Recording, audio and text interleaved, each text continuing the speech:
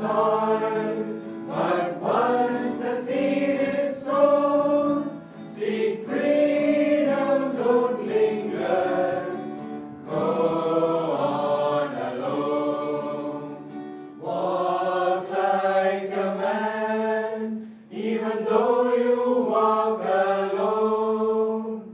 Why court approval once the role is known?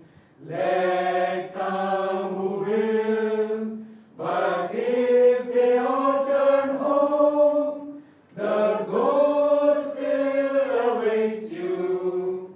Go on alone.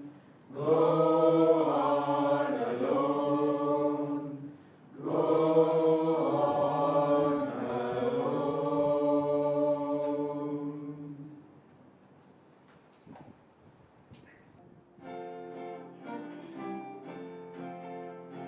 Many hands make a miracle.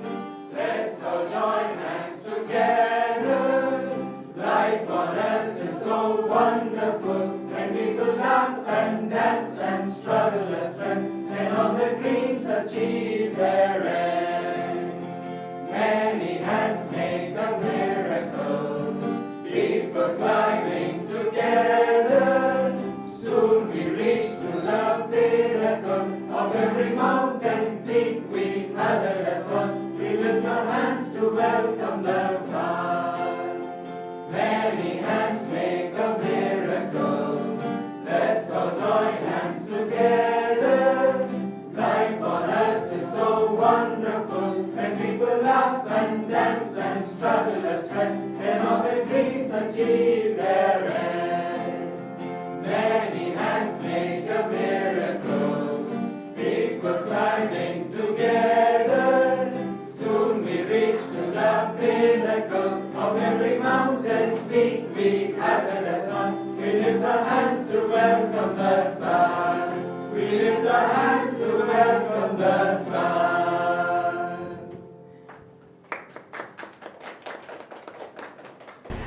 Good morning again. Welcome to old friends, to new friends, to my dear friend from Delhi, Rajati, who's here in Chennai for some studies, so I invited her to come as well.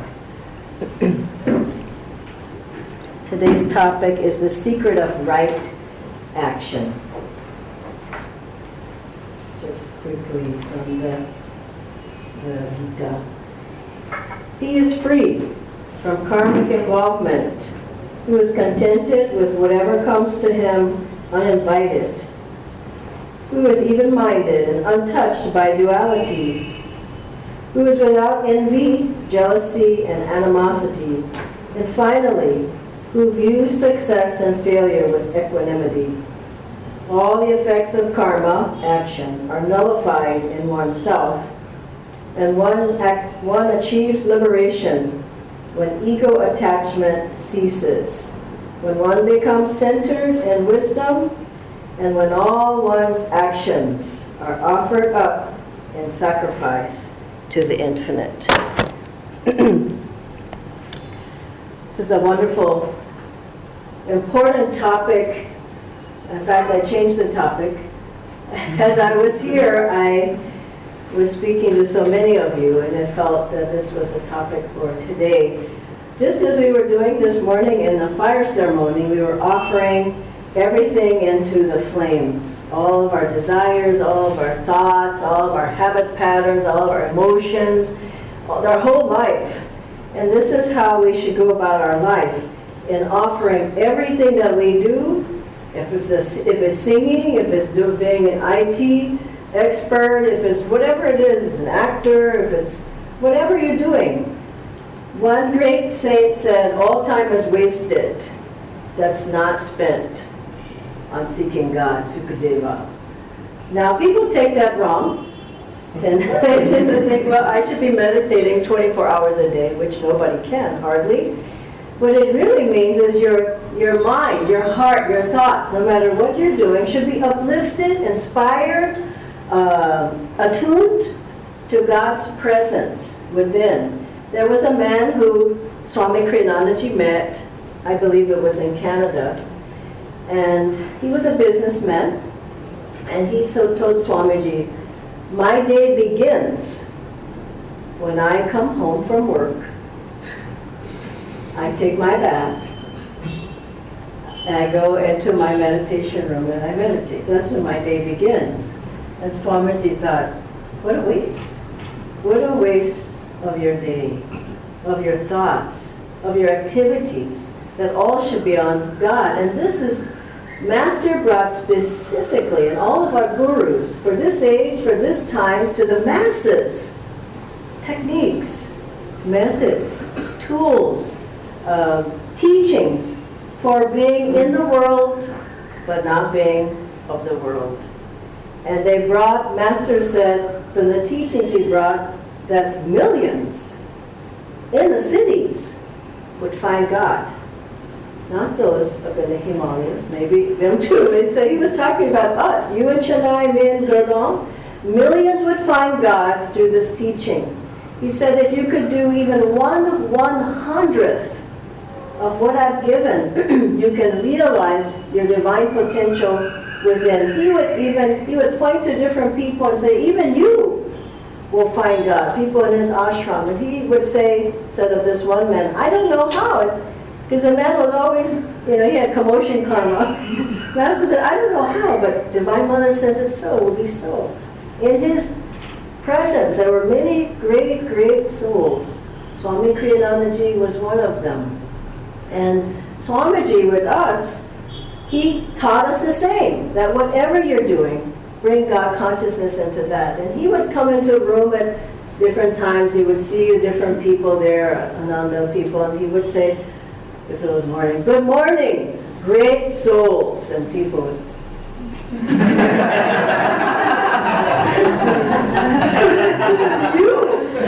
morning, great souls, because that saintly potential is within all of us. I remember he said that once in my presence about becoming a saint or Jivan Mukta, and I thought, it's impossible. But he kept at it. He said, no, you must try. And you can do it. And this is what our line of gurus have brought. And so we don't have a lifetime of going up in a cave in the Himalayas. In this lifetime, we probably, from what I feel, I surely have done that. You probably feel that as well. But it's not that lifetime for us. And so I remember Swamiji said, there's not even enough caves to go around. Everybody wants to go up into a cave. And then people want to just roam by the Ganges and, do nothing. And now for some people that's their dharma. For most people, what percentage of the people, the population can live like that? Very small percentage. And so Master said, people go bathe in the Ganges, but afterwards their sins would wait in the trees. And when they came out from the bath, they'd jump all over them again. Because you can't expect, just go once to pilgrimage, once bathe in the Ganges, I've lived in a cave for a month. And it has to be something in your daily life, in your consciousness, in every waking moment. And I think the greatest thing about our masters is that they showed how to live in the world and be untouched. They showed it. They proved it. When Lahiri Mahashaya, when he met Babaji, who's still living in the Himalayas and guiding the vibrations of this world at this particular time, Babaji and Jesus Christ, when Lahiri Mahashaya met him, he could have met him early on at the age of, 18 or 20, and he could have gone off with the band of Babaji, but no. He came at the age of 33, married with 2 children. And his guru told him, he remember the beautiful meeting, and he blessed him, he gave him Kriya initiation. Lahiri Mahashaya went into an ecstatic state for a whole week. And then after that, he came out of that state. And of course, he wanted to stay there. in the Himalayas with Babaji, and Babaji said, no, you must go and show people that everyone in their life, married, with children, with jobs, can find God, can see God, can be in the consciousness of God. And Lahiri Mahashaya, probably a little bit reluctantly, he went, he came back, and he was an accountant. This is an amazing part of his life. He remained an accountant at his job, you know how long? 25 more years. After meeting his guru. That's a remarkable feat. That's a miracle in itself. 25 more years. He went to his job, and he came home, and he was always in bliss. At the job, at the home, on the street, he was always in bliss, no matter what. And you look at our Guru's life. Swamiji said of him, Master was ever, his consciousness was ever in joy. He was ever in bliss. He was ever in joy no matter what. And you know where he lived. I'm from Los Angeles. That's not an easy place to live in. Dharmaraja she lived there. And Master lived in Los Angeles. You know, he had a church in Hollywood. And that's like Bollywood. You know? So he sets up a church in Hollywood, and he's roaming not by the Ganges but in the LA streets. Master would sometimes walk by the bars to send out blessings to people in the bars and to pray for them. You know, the bar is drinking, and it's not Coca-Cola. Walk by. He was untouched. He would just send out the vibrations. Remember that one man who came to him, and he was a little bit, not a little bit, he was drunk. And he says, "Oh Lord Jesus Christ." His master had long hair, and you know, well, he was Jesus Christ at some point. He says, "Oh Lord Jesus Christ." And Master didn't, you know, he just went up to him and he touched the man, and the man says, "Hey, what you been drinking?" So with this touch, Master and the man just woke up, and Master just said, "It's got a lot of kick in it." And then he touched him, and the man, boom. You know, so, and then when he would go to the movies, Guruji would sit in the movies. He never watched the movies. Eyes would be closed. And the disciples, they were happy to go to the movies. He didn't go often, I'm sure, but they would touch him. "Guruji, you watching the movie?" "Yes, leave me alone." He says, "I'm watching the big movie." He would be completely gone through the spiritual life. His consciousness was always with God. He said during counseling he couldn't feel his body below the neck. That's why he had to go shopping for canes and umbrellas and different things to hold his consciousness down, like Ramakrishna, after coming out of deep ecstasy, he asked for a glass of water or a smoke or something to, you know, pull his consciousness down. And so Master, he had that consciousness all the time, and he tested his disciples with that. Now this is a story, it's a great one. One of his close disciples had a very deep ecstasy. And they came to him and said, it was a woman, and said, told Guruji what happened, and he says, "That's wonderful. Now, I want you to go down to the department store. Whatever the biggest store is here, Lifestyle or whatever, it was like that, but probably even bigger. I want you to go there now and purchase these things." And she's, "Now." Now. And she went. And when she came back, he wanted her to know that she could hold on to that samadhi. Do you understand? That blissful state. She could hold on to it no matter what. And Rajasi Janakananda was a millionaire. And he would come to his job, and he had a sign on the door. He'd come like early in the morning. The sign was in conference. And he would go in there, I think 5 or 6 in the morning, early, close the door, and go into Samadhi.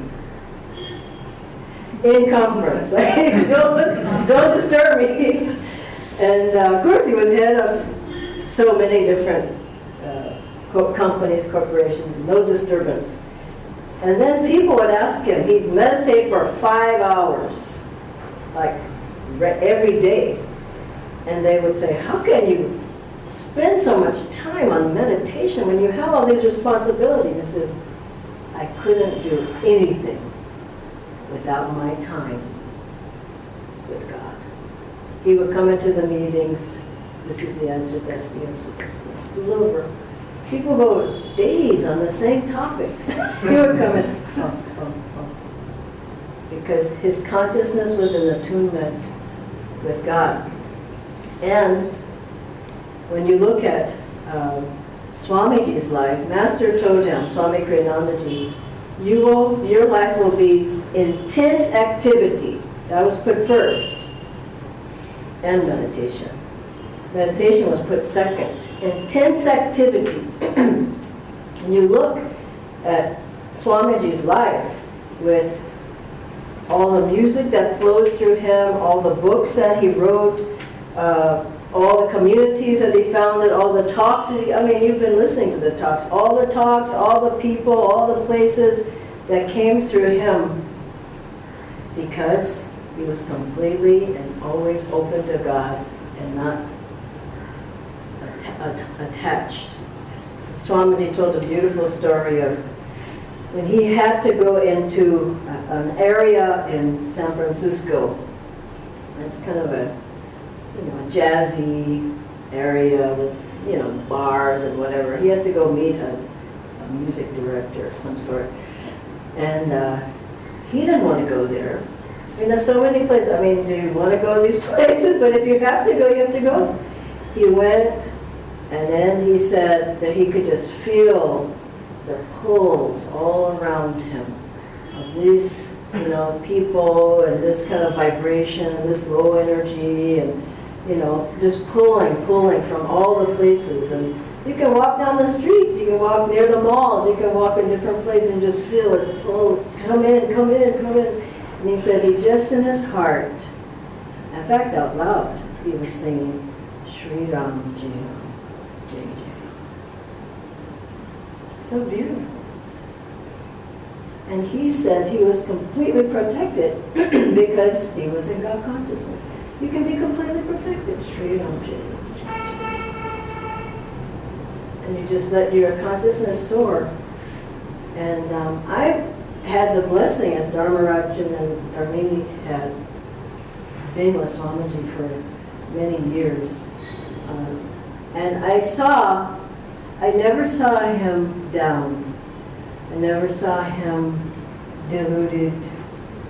And I never saw him anxious or never worried or upset. Or he was just always in a blissful state. Even it's a beautiful story. He was in the hospital so many times for various things. He was taking on people's karma, I thought about it. But one day he was in the hospital, he was in a wheelchair, and so they have you go out in the hallway. So he was someone was pushing him down the hall, and you would think if you're in a wheelchair, you become, it's going to happen.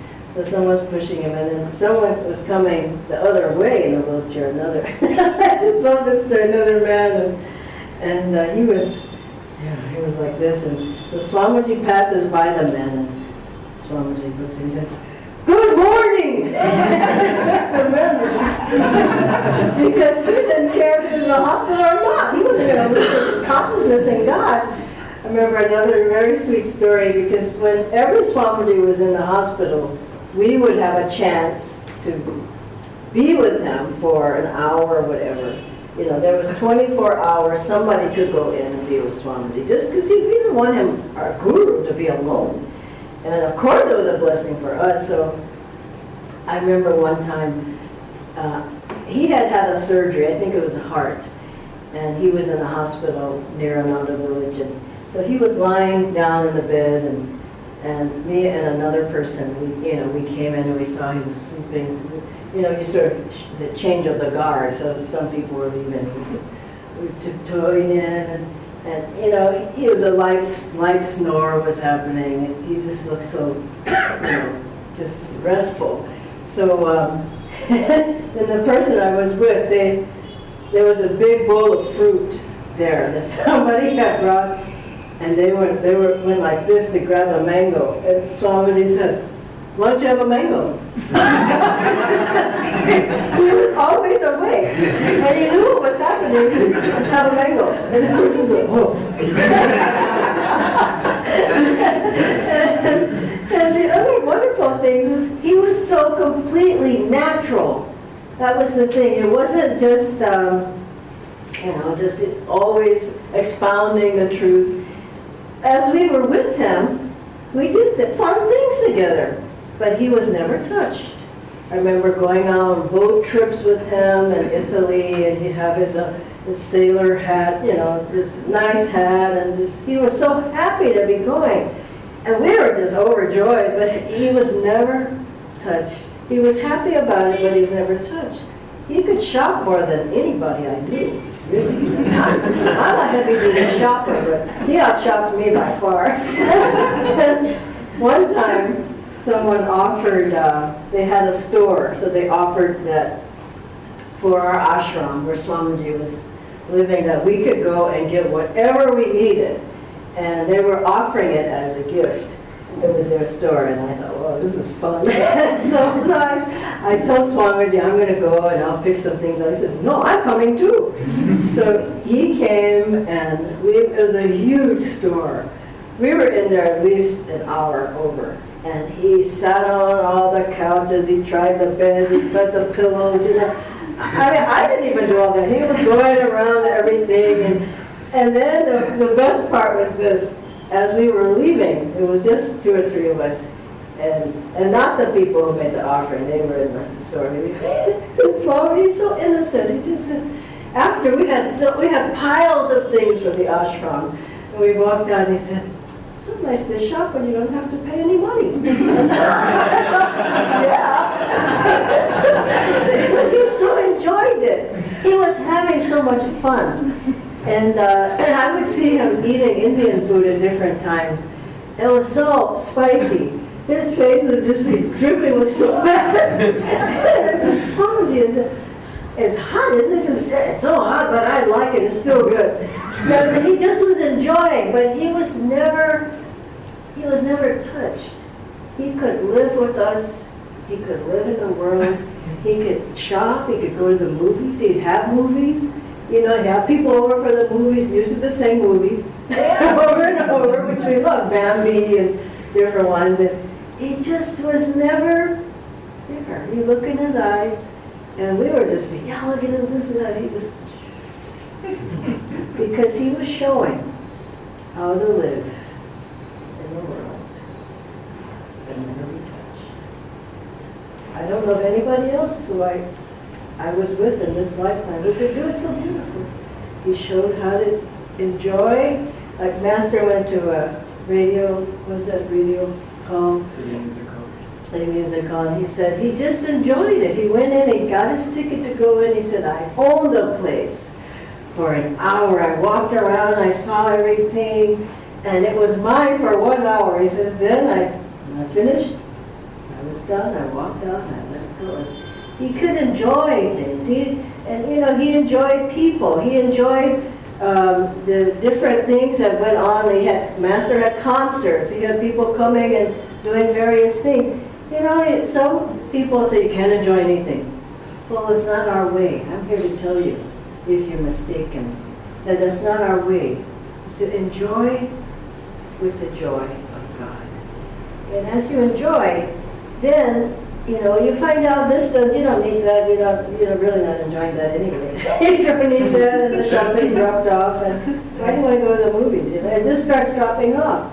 It's not suppression, but it's, Divine Mother has put me here in this world, she's created it. I have to enjoy with her. And then, you know, Master's, many of his greatest disciples were, I mean, many of them were millionaires. It wasn't like you can't have any money, you just have to. Master saw this man and somewhere in America, I think it was Arizona, and he was completely disheveled. His hair was a mess, and his clothes were torn, and you know, and he was just sitting over somewhere. Master said, "What's wrong with you?" And he says, "I'm a renunciate." She said, "No, you're not. You're attached all over to disorder." And so it doesn't mean, you know, you have to walk around like that at all. But these people, Mr. Black, you think of him, Rajasi Janakananda, they were kings. They had everything they needed. They funded Master's work. Rajasi Master would just be walking on the lawns there at Encinitas, holding hands in Samadhi, sitting together and just gone. Rajasi had no attachment to the world. He just came for his guru. He found his guru and he served his guru. And then there's the story of Bob Raymer. So these were very great souls. And he had his own jet. You know, he had big businesses, and he came to visit his guru. And he had read Autobiography of a Yogi where he talked about Kriya Yoga. And he called it Kriya Yoga. So he came and he came in and he met Yoganandaji, and the Master says, "Well, what can I do for you?" He says, "I want to learn this Kriya Yoga." And Master said, "Well, okay, just come on in." And so he brings him in, and they're sitting down, and and Master had a photo album of his family members on the table. And the man, he's eager to learn the meditation technique. Master he's trying to, and that's my brother. Doesn't he look like Cary Grant? The man, he didn't know what to think. Then he had some sweetmeats. He had some mitai. I don't know. I think they were Indian, but the man kept putting them in the man's mouth. That's Bob Raymer. And he just kept, I came to learn the Kriya.